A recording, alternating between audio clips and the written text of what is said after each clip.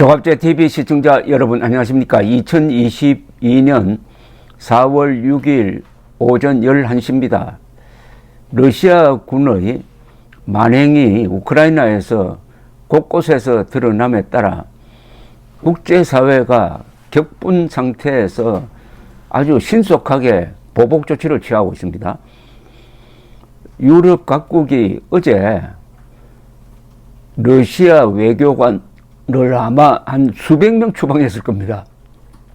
이 합산을 해봐야 되는데 엄청난 규모의 외교관 추방이 유럽 나라 곳곳에서 이루어지고 있습니다. 이 리투아니아는 발트 상국에 속하는데 러시아와 국경을 맞대고 있습니다. 이 인구가 뭐 수백만 밖에 안 되는 작은 나라입니다. 자국 주재 러시아 대사를 전격 추방했습니다. 이 대학살의 책임을 물어가지고 독일도 베를린 주재 러시아 대사관 직원 40명을 외교상 기피 인물로 지정해 내쫓기로 했습니다. 프랑스 외교부는 프랑스 안보 이익에 반하는 활동을 하는 러시아 외교관 35명을 추방한다고 발표를 했습니다. 이탈리아가 나섰습니다. 러시아 외교관 30명을 추방한다고 했고, 스페인은 25명, 그 다음에 덴마크는 15명, 스웨덴은 3명을 추방한다고 했습니다. 리투아니아 외교부가 제일 강경한데요. 지금 유럽연합 EU와 북대서양 조약기구 나토의 다른 회원국도 우려와 같은 조치를 취할 것을 기대한다라고 했습니다. 그리고 미국과 영국은 러시아를 UN 인권이사회에서 쫓아내겠다고 지금 벼르고 있습니다. 리즈 트러스 영국 외무장관은 키이우 인근에 있는 부차에서 벌어진 극악무도한 전쟁 범죄의 증거들을 보았을 때 러시아는 인권이사회 이사국이 될 자격이 없다고 밝혔습니다.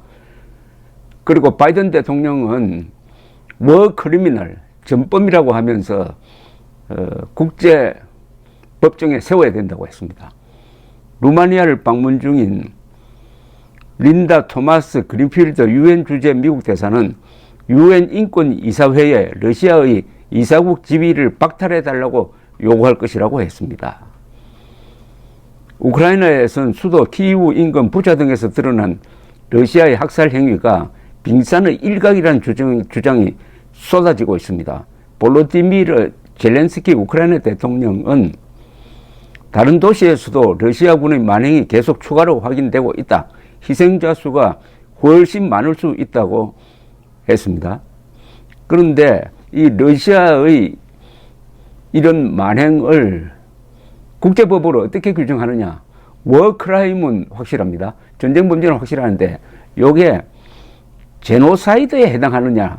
제노사이드라고 하면은 집단 학살이라고 2차 세계대전 이후에 새로 규정된 개념인데 집단 학살이란 뜻인데 이것은 보통 유대인 학살, 인종청소 이런 경우에 해당하는데 이번에 이 학살이 이 정도의 시스템적 학살이냐에 대해서는 미국 국무부는 약간 좀 신중합니다. 유럽연합은 우크라이나 정부와 함께 합동조사단을 구성해가지고 러시아군의 학살 행위에 대한 현장 조사에 돌입했습니다. 아주 신속하게 하고 있습니다. 요새 EU, 나토가 그런 관료적 기구가 아니고 마치 전시에 행동하는 것처럼 딱 회의를 하면 금방 무슨 결정이 나오고 놀라울 정도입니다.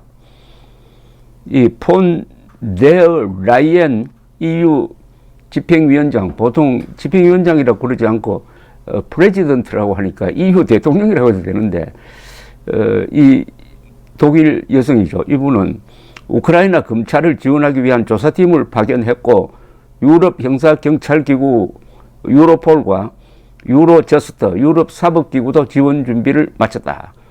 국제형사재판소를 공동조사단에 참여시키기 위한 협의도 진행 중이다 라고 했습니다. 일본도 국제사회의 지는 비난에 동참하고 있는데 기시다 후미오 총리는 민간인에게 해를 끼친 국제법 위반 행위에 대해 엄격히 비판한다.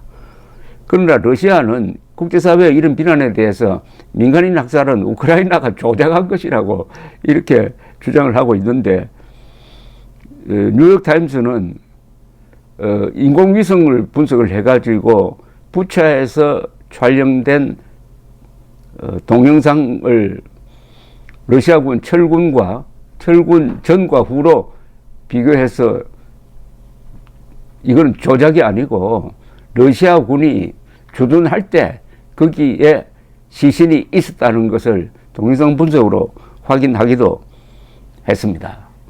이런 가운데서 지금 러시아를 그럼 누가 편을 드느냐? 러시아를 편드는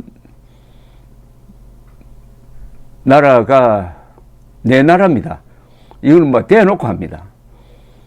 이 러시아가 우크라이나를 침공할 때 유엔 총회가 규탄 결의안을 통과시켰습니다. 압도적으로 통과되었는데 그때 반대표를 던진 나라가 네 나라입니다. 러시아는 물론이고 러시아, 벨라루스, 시리아, 그리고 아프리카에 있는 에리트리아라는 나라가 있습니다. 이디오피아 옆에 붙어 있습니다. 인구가 한 수백만 되니까 큰 나라는 에리트리아, 그 다음에 북한이었습니다. 요 다섯 나라는 이 악당이죠, 악당. 그러니까 이게 말해주면은 흔히 말하는 악의 축입니다. 러시아, 벨라루스, 시리아, 에리트리아, 북한. 요 공통점이 있습니다.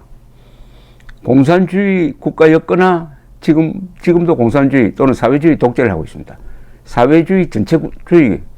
사회주의와 전체주의가 만나면 최악의 독재가 되는데 요 다섯 나라가 참 염치 없이 지금 러시아 침공을 노골적으로 편들고 있습니다. 그런데 그때 기권한 나라가 있죠. 뭐 인도도 기권을 했습니다. 중국도 기권을 했어요. 인도는 뭐 오래전부터 소련 시대부터 중국을 견제하기 위해서 우호 관계를 맺어왔고 무기를 많이 또 수입을 하고 있습니다. 중국은 지금 어정쩡한 태도를 취하고 있는데 러시아에 군사적 지원을 하지 않고 있습니다. 바이든이 경고를 했습니다. 시진핑에게 직접 화상 정상회담을 하면서 만약 군사적 지원을 하면은 거기에는 반드시 대가를 치르게 될 것이다. 그 부분에서는 주춤한데 이 선동기관, 선정기관을 통해서 물론 대내적인 거죠. 이 러시아를 아주 편들면서 유럽, 미국을 마치 과거의 제국주의 침략자인 것처럼 이렇게 비방을 하고 있는 이런 관계입니다. 아까 악당 다섯 나라, 이거 꼭 기억해야 될 나라입니다, 이거. 시리아는 아사드 정권이죠.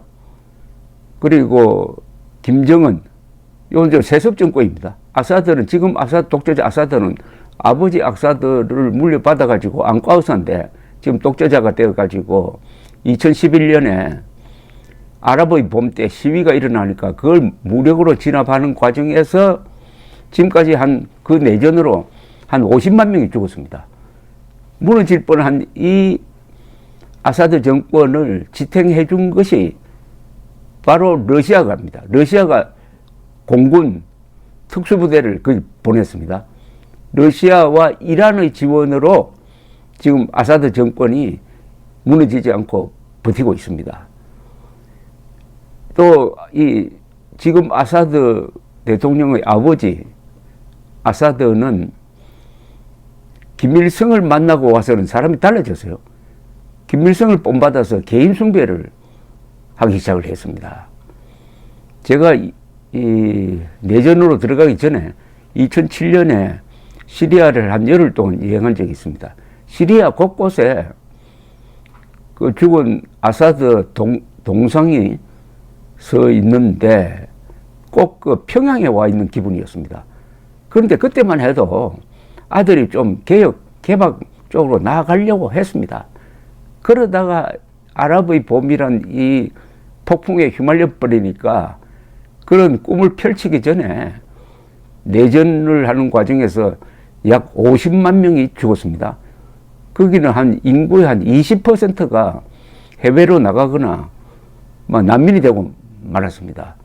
21세기의 가장 처참한 내전이 바로 거기서 일어났는데 이제는 이게 우크라이나로 와가지고 이거는 이제 유럽 문명의 한 복판에서 이런 비극이 벌어지고 있습니다.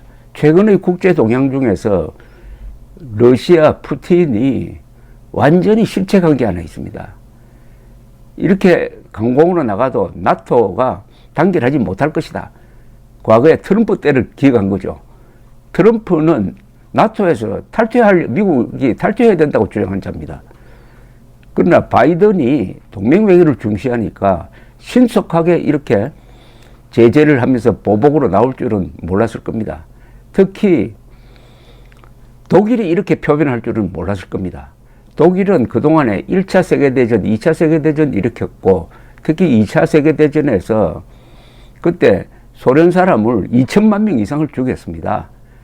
그러니까 러시아에 대해서는 좀 빚을 진 그런 느낌을 가져가지고 러시아에 대해서는 상당히 고분고분한 나라였어요. 그러다가 이번에 우크라이나를 침공하는 걸 보고 확 변해버렸습니다. 러시아로부터 가스관을 깔아가지고 수입하겠다는 그 계획도 포기하고 가스관을 아예 잠궈버리고 말았습니다. 그리고 요사이는 우크라이나에 대한 군사 지원도 하고 있습니다. 이 독일이 반러시아로 돈다는 것은 러시아로서는 악몽입니다. 독일이 하나로 뭉치면은 세계가 시끄럽습니다. 워낙 이 사람들이 상부 정신이 강하고 잘 조직되고 경제력 또한 강하니까 독일이 딱 뭉치면은 제일 뜨는 나라가 프랑스하고 러시아인데 러시아가 잘못 건드려 버렸습니다. 냉전 시대의 대결에서 이 독일과 일본 두 군사 국가가 미국 편에 섰습니다.